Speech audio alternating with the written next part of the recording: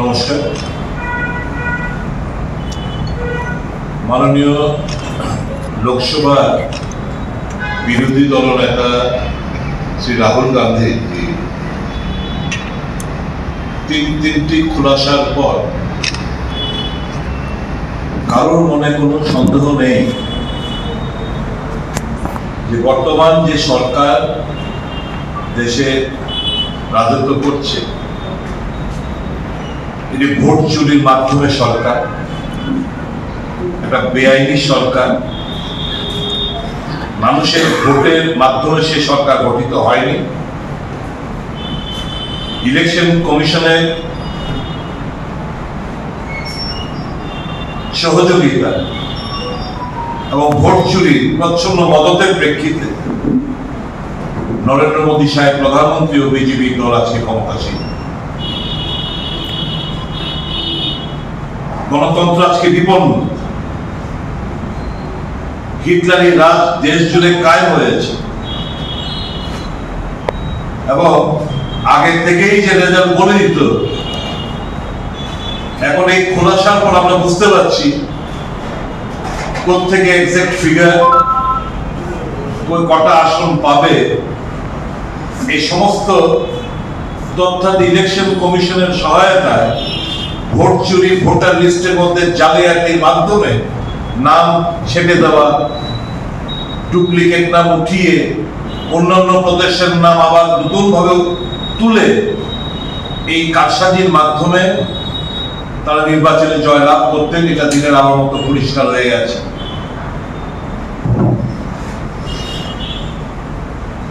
আমরা গণতন্ত্রে বিশ্বাসী। রাহুল গান্ধী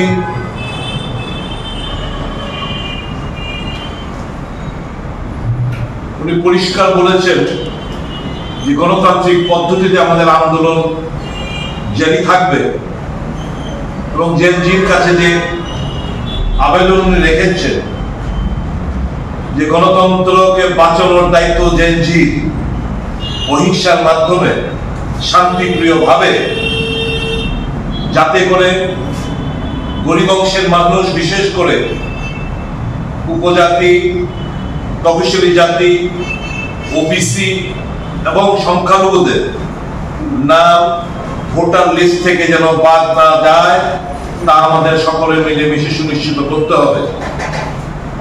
এই প্রেক্ষিতে আগামী এই নভেম্বর মাসের লাস্টের দিক দিয়ে, লাস্টের সপ্তাহে নিউ দিল্লি স্থিত রামলীলা ময়দানে এক ঐতিহাসিক বিশাল জমায়েত হবে এবং ওই জমায়েত থেকে কংগ্রেসের একটি প্রতিনিধি দল এরকম যে সিগনেচার গুলো রয়েছে, এই সিগনেচার গুলো প্রায় 5 কোটির আরো বেশি, 5 কোটির আরো বেশি, সেই সিগনেচার গুলো নিয়ে রাষ্ট্রপতির কাছে এই সমস্ত তথ্যাদি এবং আমাদের বিমান ভোট চোর, গতি চোর এবং নির্বাচন কমিশন ঘৃণা বর্ষাই, ঘৃণা হয় না নাম উচ্চারণ করতে, এবং আগামী দিন দেশের মানুষ এদের বিচার করবে, খুললাম এদের বিচার হবে। যে জায়গায় দেশকে নিয়ে যাচ্ছে এর থেকে বড় দেশদ্রোহিতার পরিচয় আর কিছু হতে পারে না। যে মানুষের ভোটাধিকার খর্ব করে, চোট্টামি করে, পেছনের দরজা দিয়ে কাউকে ক্ষমতায় জবরদস্তি বসিয়ে দেওয়া, এবং যার প্রেক্ষিতে সুপ্রিম কোর্টের প্রধান বিচারপতিকে এই যে কমিটি গঠন করা হয়েছিল, বিরোধী দলনেতা, প্রধানমন্ত্রী এবং সুপ্রিম কোর্টের বিচারপতি, যে ইলেকশন কমিশন কারা কারা হবে তার নির্ণয় হবে, সেখান থেকে বাদ দিয়ে, আইন করে বাদ দিয়ে আজকে এই ইলেকশন কমিশনারদের বেছে বেছে বসানো হচ্ছে। শুধু তাই নয়, 150 মতো এমপিদের বহিষ্কার করে আইন সংশোধন করে পার্লামেন্টে যে ইলেকশন কমিশন, যেটা এতদিন ছিল না, এখন কোন ল তাদেরকে কোনো criminal law will not lie against them as long as they are in the chair. মানে আইন তাদেরকে স্পর্শ করতে পারবে না, সেটা পার্লামেন্টে এই আইন পাস করতে বেআইনি ভাবে। কারণ এই চোট্টামিগুলো যদি ধরা পড়ে, তার জন্য তাদের জন্য এই যে নির্বাচন, জ্ঞানেশ কুমার, সান্ধু, এরকম এদের মতো লোকদের যদি কোনো আচরণ না আসতে পারে, তার জন্য 150 জন এমপিকে বহিষ্কার করে এই আইন সংশোধন করে, রিপ্রেজেন্ট পিপলস অ্যাক্ট, তার সংশোধনের মাধ্যমে এই জিনিসগুলো করেছে।